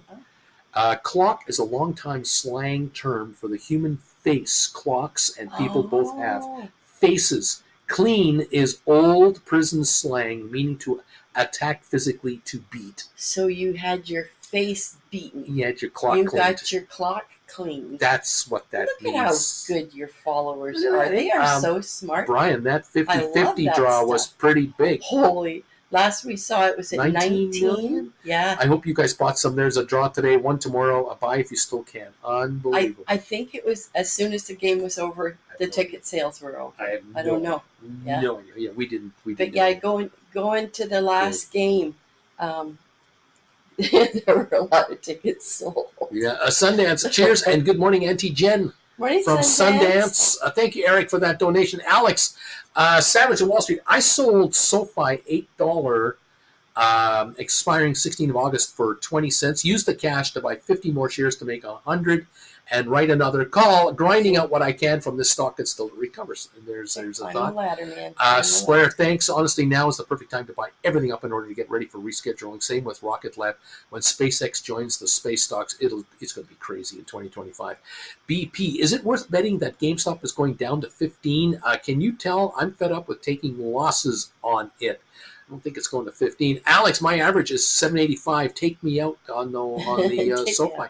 Brian, 21.7 million. Holy cow, is the 50-50. 21.7? The 50-50 draw. Wow, that's insane. That's a heck of a ticket. Insane. GameStop, 23.12, down 52 cents. The low of the day, 23.04. I know at football games, they pull at the football game and they give it to you in cash because people paid cash. I wonder if they're going to roll up with a big old truck of 20s. Everything was bought online. That's true. So it's all digital. And at the football game. No, you could buy it at the football game. The club will cut you a check. Oh, but don't you want the bag of money? You want to walk out of the parking lot with a bag of money? Really? My girlfriend, in the dark? My girlfriend did win. She won like $20-some thousand in cash. She took the cash. How often do you do it? And she had security walk her to her car. Yeah. Yeah, absolutely. Who's following you in your car? You get stopped by the cops. In the United States, you get stopped by the cops for speeding 1 mile an hour over the speed limit, and you got $20,000 cash in your front seat. Kiss that money goodbye. Forfeiture, drug money. No matter what you say, you're guilty. Calm down, Chester. Yeah. One phone call confirms who it is. You are just in a mood today. I'm in a mood today. You're getting a massage today. You should be happy. After my massage, I'll be happy. But before my massage, I'm all tensed up. This professor got me going today. I'm out of here. You go and do your rant. Gosh. Bye, everybody. Happy Vitiligo Day. Go out and Brian says, okay. Say hi to a spotted person. Brian says, okay, that draw happened already last night. I did not win. Still another draw today. I think like 8 million bonus jackpot. Maybe I should win this one. There you go. We'll hope for the best, Brian. We'll hope for the best. Anyway. I think it's only fair that someone from Calgary wins off an Edmonton game. Did he hear the remark last night of Tkachuk? Matthew Tkachuk. Saying, playing in Calgary, I couldn't let Edmonton win. That's right. And I'm sure. To all my friends in Calgary. It's tongue in cheek, but you're welcome, my friends in Calgary. He's a former Calgary Flame. Him and Bennett, yeah. He and Bennett are former Flames, and they beat the Oilers. I couldn't let Edmonton win this cup. No way. It's all the talk on the radio, as expected. Slair says, it sounds like I should never drive through the USA with cash. Buckle up on my back seat.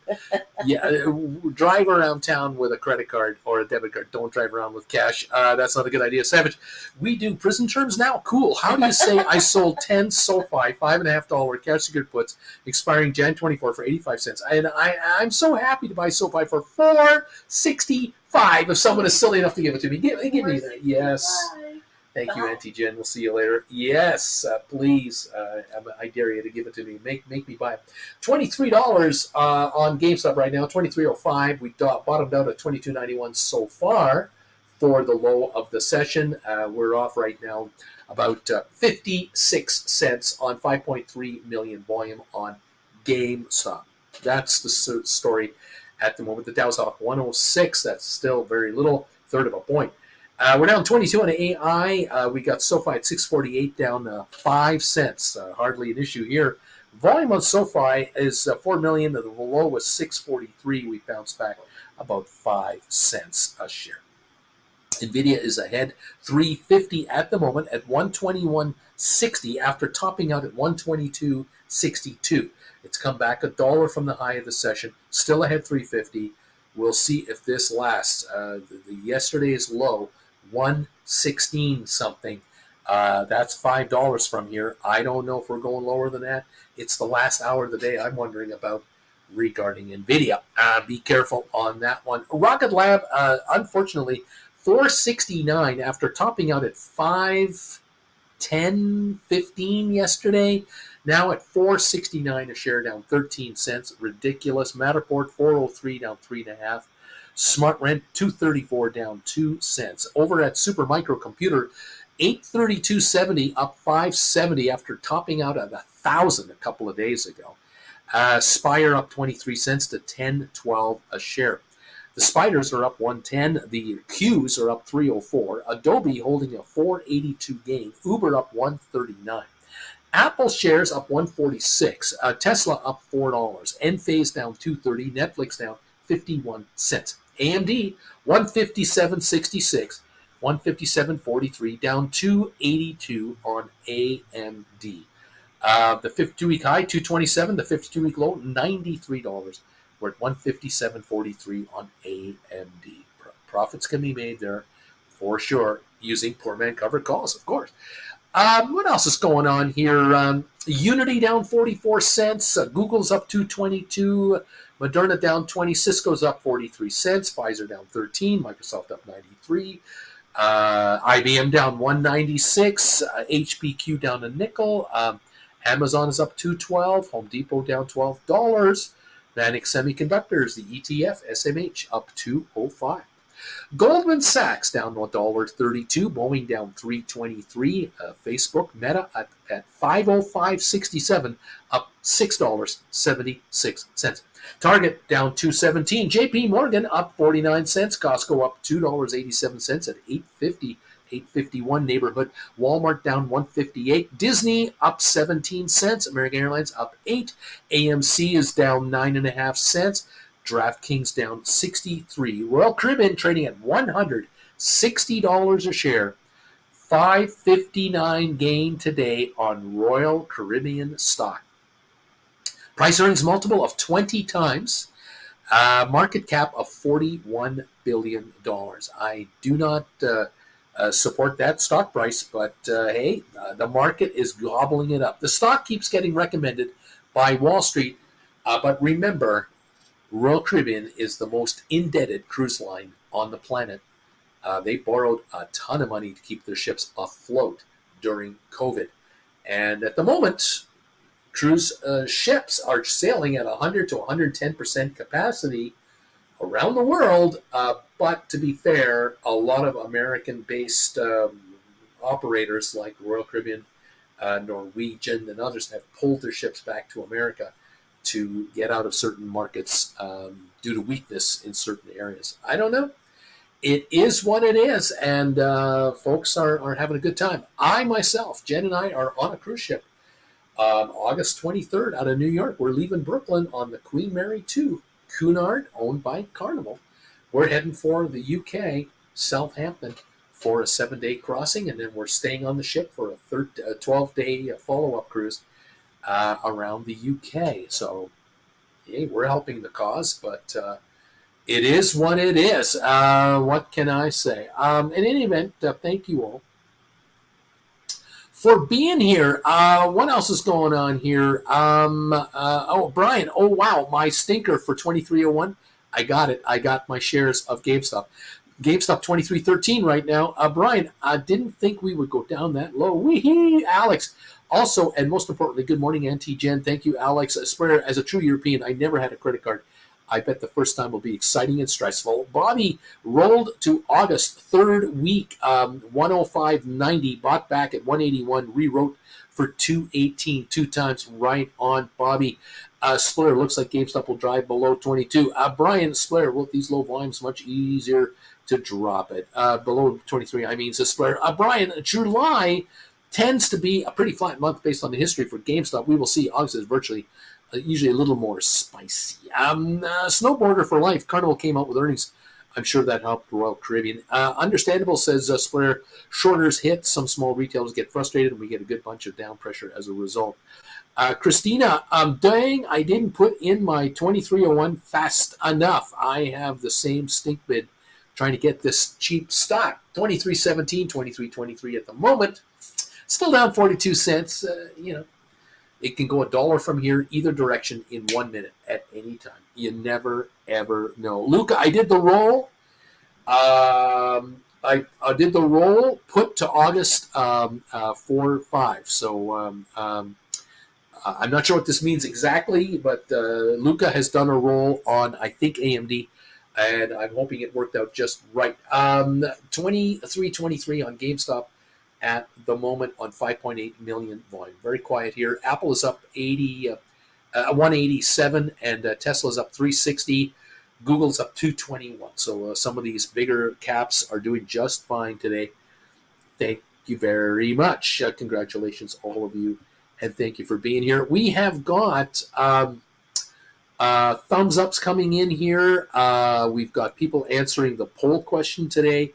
The thumbs up meter is now pushing 233. I thank you for that. And also the poll question, we have now had 498 people answer the poll question. The question was, GameStop has $4.2 billion in cash on hand. Should the company sell the retail stores and become an investment company now? At the moment, 56% of the 498 are saying, yeah, that's what it should do. This company, almost 280 votes saying, yeah.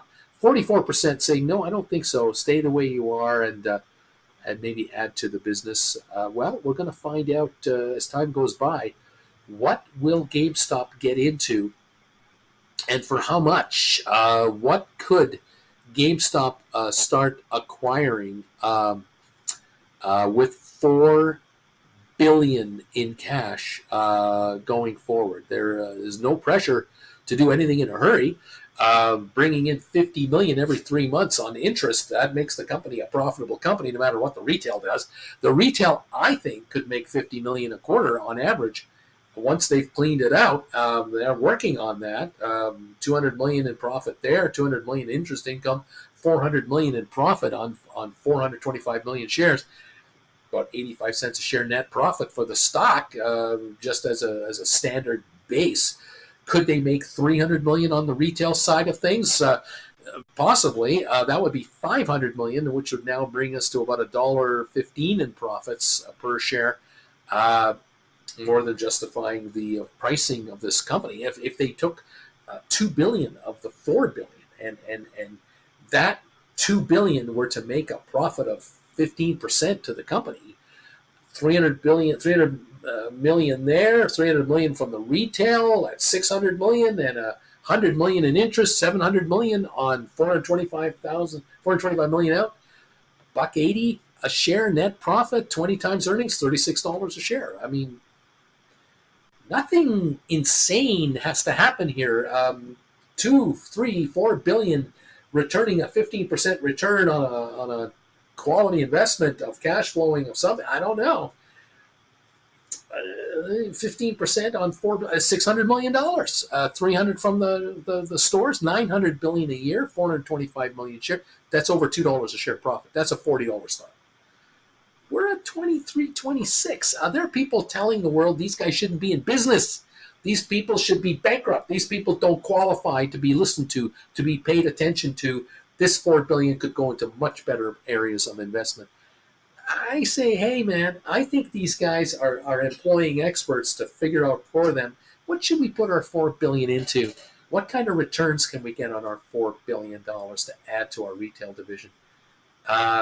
Billion a year in profits on this company, some down the road from now, $2+ a share, $2.50 a share profit. There's something to be thought about here. I am not throwing this out the door. Anyway, okay, Luca. Okay, I mistyped here. I rolled out to August 165 strike. I got $450 per contract, and I locked in some nice profit as well. So now here we go. So you made a profit on the contracts you bought back. You wrote new contracts for $450 cash. You're offering the stock at $165. It's trading at $157 something. Well done. And it's just August. Fantastic. Also, for fun and games, I wrote an Iron Condor on SMCI that expires this Friday, 7/20 and 7/40, and 1/11/20 and 1/11/40. I'm way up here on the calls and the puts. The stock is somewhere in this 800 whatever range. What is that SMCI doing? 838. Luca's having fun. Brian, 24, 25, 26, and $30 have the most volume on call contracts on Gamestop for this Friday. Out of the money contracts are trading heavy on Gamestop. Brian, Uncle Bru, did you watch the live interview with Larry Chang? I think it was yesterday, board member of Gamestop. Did not.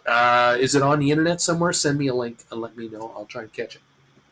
Would love to know what they're saying over there. Where are we at right now? Back to the market. Down 115 on the Dow. AI down 11 cents. Just 11. It's coming back on, actually. 23.20 on GameStop. Down 45. The SoFi down a nickel. NVIDIA's up 350 at 121.69. Rocket Lab down just 8 cents. Nothing too serious so far this morning. Interesting stuff, everybody. Well done on these option rights. No dumb money here. There are people here making some really smart money, some very good capital, and I commend you for it. This is what it's about. Some of you are still in your early days of being option writers. You're learning it all. You're using practice accounts and real accounts. I'm stoked for you guys. I'm really excited. Your upside is going to be phenomenal. I feel it. I know it. Thank you for those of you who've been taking the classes. You've certainly... You've said in your own words, Uncle Bruce, we really appreciate what you do for us, and your classes are invaluable. Those of you who've been picking up classes the last several days, you know who you are. I see very interesting names coming through here. Some are corporate names, some are private names, and I see a lot of number ones, twos, and other classes being picked up. Way to go, you guys. Thank you all for your confidence in yourself, grabbing these $150 classes and not taking out $200,000 to $500,000 student loans to become a business graduate at some highfalutin college and now good luck trying to make a living, because the first $150,000 you make in salary in your new job, you're going to pay your $50,000 in taxes and deductions, and then you got $100,000 left over, and you're on the hook for what, $30,000 a year in payments, $2,500 a month, and then you live on the rest. You're better off if you're a plumber. You're better off being a graduate plumber or electrician, and I'm pretty damn certain that you would be wise if you can afford on the side, from taking these business classes that are running you this kind of money, if on the side you can learn how to write options over here with a $150 class every little while, I have a feeling you'll get that money back and a lot more to help you afford to get your MBA degree in business from a highfalutin college. Maybe the option classes you take from yours truly will help you get out of the hole that you've dug yourself with these classes at these universities. Whatever courses you're taking, I have no idea how many students out there, very wise, hard-working students, are putting themselves into the ground, $150,000 to $400,000 each now, or more. I can't imagine what some of the most expensive loans are.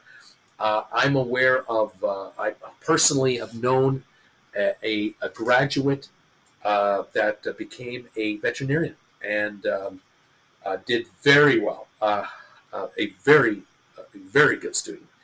Top grades, instantly employed, like instantly found work, not a problem. I know that talking to that individual and comparing notes with other students in that college class, that university, hundreds of thousands of dollars of student loans, multiple, and now working their hiney off to pay off these loans. These are 5 and 10 and 15-year commitments, depending on the job they end up getting.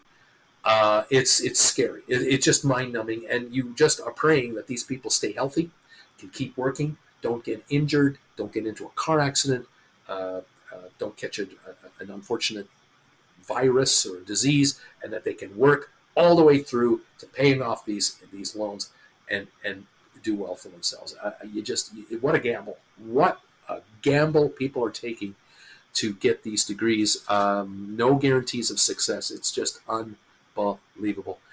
Luca, I gotta pay for my one-on-one, but what will be covered by 10 iron condors on NVIDIA? Oh my gosh. Big E, neat, with a Z at the end there. Swear, is GameStop trying to bounce back up or just a spike for another downtrend? You can't decide what to do. Brian, Max Payne is 23, so it should end the week between 23 and 25 is my guess. We're at 23.29 at the moment, down just 38 cents. The low of 22.91, the high of 24.08. Really haven't traded that much in range. Buck 20, not a lot. That's what we got. And that's where we're at. And welcome to the party, pal. I'm glad you're here. Today is Tuesday, June the 25th, 2024. And today was a day that a certain professional type person picked on us. I feel. I took it personally. I think you take it personally. GameStop investors are not fools. They're not idiots. And GameStop management, they're not stupid. They are very smart. They have taken everything given to them, and they've made the most of it. And I think they are to be commended for funding a company with $4.2 billion in cash in this day and age, in this high interest rate environment, in this world of uncertainty. I think they have done the best thing, and they have guaranteed their shareholders value and survival for a long, long time. I think this is worth top grades, absolute top grades, but certain professors don't seem to think so. It is what it is. There are shills out there who love this stock, but there aren't many of them. And there are many shills who are paid to hate this company. And it's so obvious. You can't miss the articles. You just can't miss them. They're just in your face. Welcome and congratulations, option writers of this little YouTube channel from Calgary, Alberta, Canada. I love you guys. I thank you so much for your assistance, your following of this channel, your loyalty to this channel. God bless you all. We'll see you tomorrow morning. First thing, we'll get right back at it and figure out ways to get richer in this wild and wacky market. And don't forget, tomorrow night, Wednesday night, Primetime Live for Gold Bagel members of this channel. Become a Gold Bagel member immediately, and you're going to be in on that show, 7 o'clock Eastern Time tomorrow night. And don't forget, 8 o'clock tomorrow morning, before this show even starts, I'll be live just for Gold Bagel members to give you a heads up on what's going on, what you should be looking out for. I hope you get very rich later today, all day and tomorrow and next week and next month and next year. Just keep making money. Take the dough from the gamblers. You are the casinos. Do not get fooled. You're not the idiots. You're the geniuses of this market. And you're going to do well. Okay, thank you. I'm out of here. Jen and I are going to have a bite to eat. We'll keep an eye on this market with you. Have a great rest of your day, everybody. Thank you, Luca. Thank you, Brian, Splair, the Big E, and everyone else who's been here. Christina, all of you. I love you guys so much. Thank you, Bobby, Brian, Alex. Keep it going and get richer, everybody. We'll see you later on. All the best. Take care.